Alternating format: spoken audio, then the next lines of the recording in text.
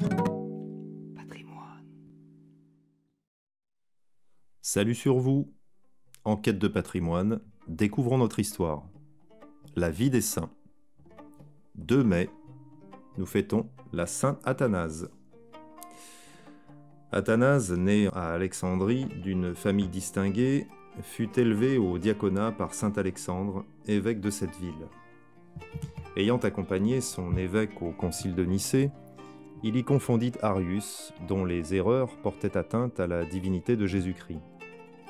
Saint Alexandre mourut l'année suivante. Athanase lui succéda. Les Ariens firent jouer tous les ressorts pour le perdre. À mesure qu'ils réfutaient leurs calomnies, ils en inventaient de nouvelles. Ils finirent par en trouver une qui frappa l'esprit de l'empereur Constantin. Le saint patriarche avait, pendant l'hiver, acheté de ses deniers du blé pour les pauvres d'Alexandrie. L'Arien Eusèbe, qui exerçait un grand ascendant sur l'esprit de l'empereur, lui fit croire qu'Athanase empêchait les envois de blé d'Alexandrie à Constantinople. Athanase fut exilé à Trèves. Maximin, évêque de cette ville, accueillit avec toutes sortes d'honneurs l'illustre proscrit. Constantin le Jeune, qui commandait les légions au nom de son père, le traita comme un confesseur de la foi.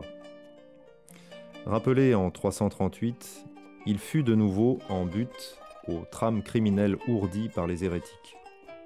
Ils osèrent enfin le dénoncer au Saint-Siège.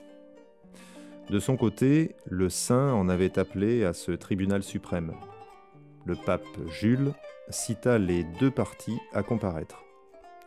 Athanase seul s'y rendit.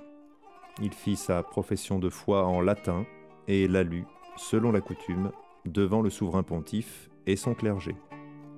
C'est l'admirable chef-d'œuvre connu sous le nom de symbole de saint Athanase et qui fait depuis longtemps partie du bréviaire romain.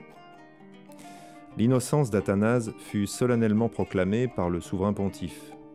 Rétabli sur son siège en 349, il ne put remplir en paix ses fonctions que pendant 3 ans, au bout desquels il dut fuir devant la persécution. Il se retira alors dans le désert où il composa plusieurs ouvrages.